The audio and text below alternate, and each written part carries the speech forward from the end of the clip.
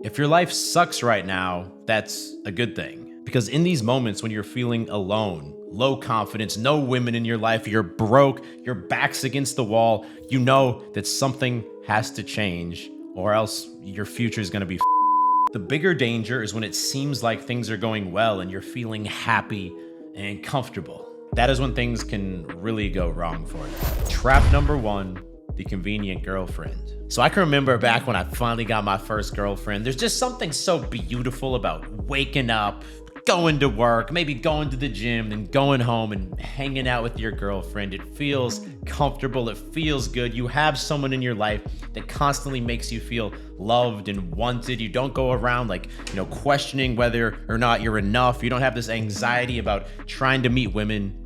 It's awesome. Now, obviously, if it's not a good relationship, it's a bit toxic, you guys are fighting all the time. That happened to me in my second relationship. Or maybe you don't trust her, you think she's cheating on you. In these scenarios, obviously, the relationship's bad and you'd be better off alone. You don't need me telling you that. You probably already got your best friend telling you that, and your mother and your dad and your sister telling you that. But yeah, I guess I'll tell you too. Get out of the toxic relationship. What's a lot more dangerous than that is when it feels good, but deep down in the back of your head, you kind of have this feeling that, hey, this might not work out long term. Maybe from time to time, you doubt how attracted you are to her. I've seen this happen with many guys, and one day they feel like she's hot. The next day they're like, I'm really not sure about her looks. And then it continues until eventually he breaks up with her or he stays with her and resents her looks forever. Or maybe you guys are headed in just slightly different directions where you get along well, but you know that you want to move cities and start a new life somewhere else, and she feels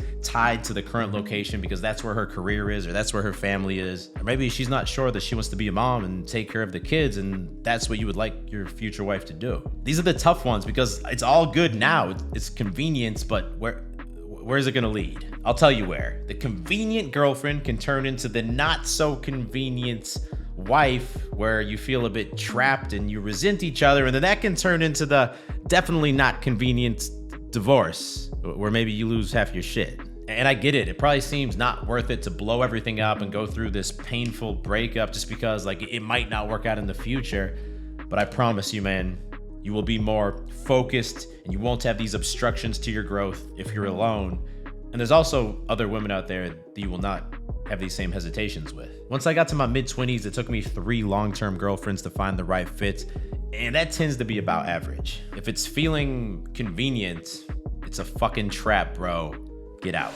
Trap number 2, the steady income. So I can remember my last year of university when I finally accepted my first salary job. It felt amazing. I was gonna be getting $60K a year in my bank account, guaranteed.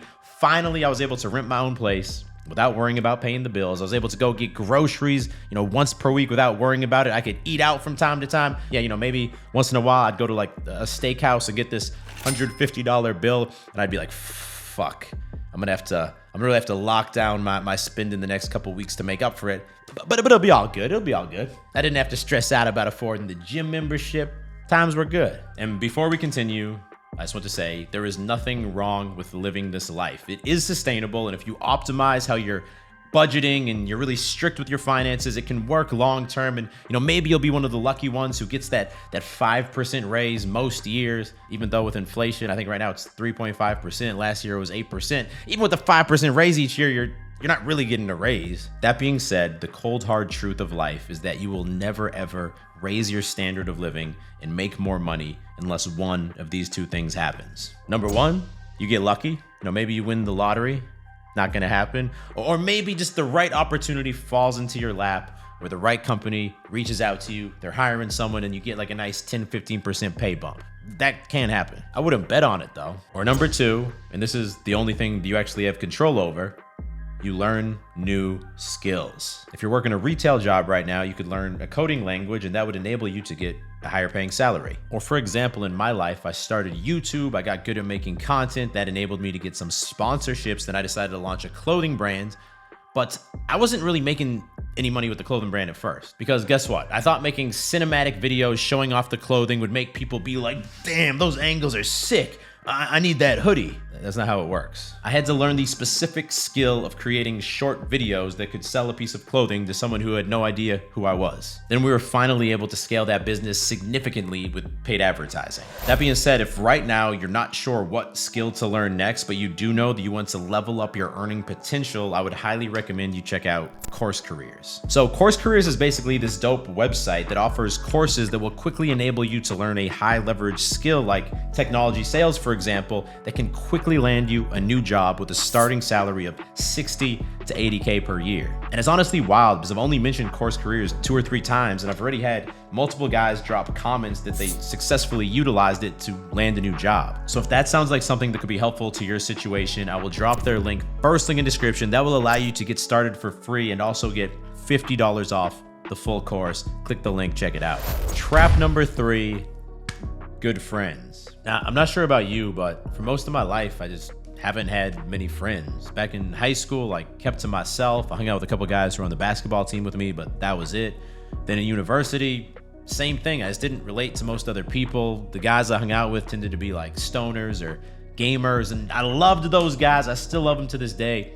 But obviously, if that's your group of friends, it's gonna hold you back. It held me back because whenever I was excited about trying something new in my life, I'd go hang out with them, and the vibe was just like, ugh.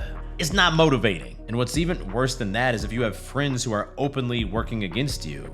I've never experienced this, but I've had multiple guys go through my Beast Dating coaching program, and then they've been trying to improve their life. They've been going to the gym, working on their style, getting photos taken of themselves, and then their friends, literally, this happened multiple times, their friends have called them up and been like, bro, why are you posting these photos on Instagram? It's fucking weird. Don't do that. Why are you wearing that outfit? It's fucking weird, bro. Stop being like that. Like, that just sucks, and doesn't matter whether it's coming from a place of jealousy or closed-mindedness.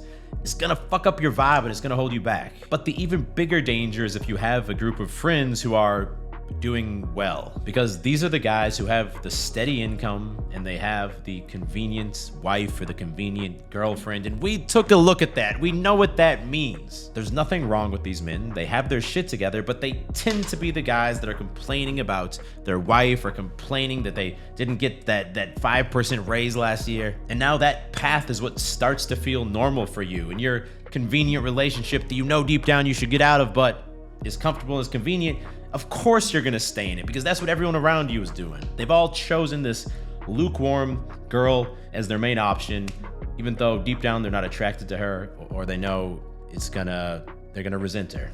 Again, it is not bad. It's better than having fully degenerate friends, but for me, the better option is just to keep a very small circle of guys who are actually on the same path as me, even if they don't live in the same city as me, and I just talk to them once a week on the phone and I see them once every few months. I would rather be in isolation, and then when I give my time and my energy to a friend, it's a fucking brother. It's not just a convenient guy who lives next door. And if you're struggling to find friends like this, that is one reason that we created Beast Nation. It is a tribe of like-minded men who are all fucking struggling and grinding together and all trying to level up. And of course, Beast Nation is way more than that. You also get the weekly coaching calls directly with myself. You get the online course material. But at its core, it is a fucking brotherhood.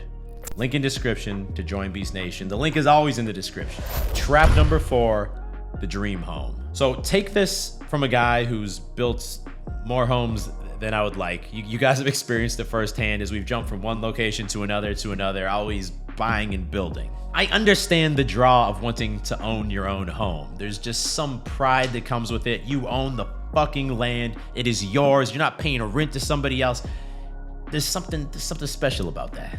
But, and this is the first time I'm admitting this on camera, if I had not bought in a single home and I'd rented everything up until this point in my life would have been easier, more efficient, and less stressful. On one hand, it removes all flexibility of movement. Once you buy a house somewhere, you're stuck there unless you go through the whole process of selling the house, which is not really up to you. It's kind of up to the market and the price point, and you might lose money. You might have to take a big loss. Maybe you get lucky and make some money, but it's not under your control. And on top of that, I know a lot of guys feel like I don't want to rent a place because I'm just throwing my money away. I want to be like investing my money into something I own, so I'll stay with my parents, and then once I can buy, I'll buy. Here's the thing.